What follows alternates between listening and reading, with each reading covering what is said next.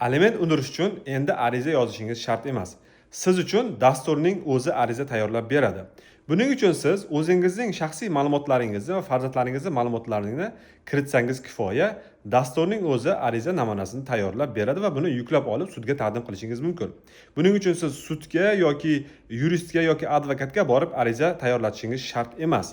Demak, bitta kofe narxida dastur orqali ariza namunasini o'zingiz yuklab olishingiz mumkin. Demak, mana shu dasturdan qanday foydalanish kerakligini birgalikda ko'rib chiqamiz.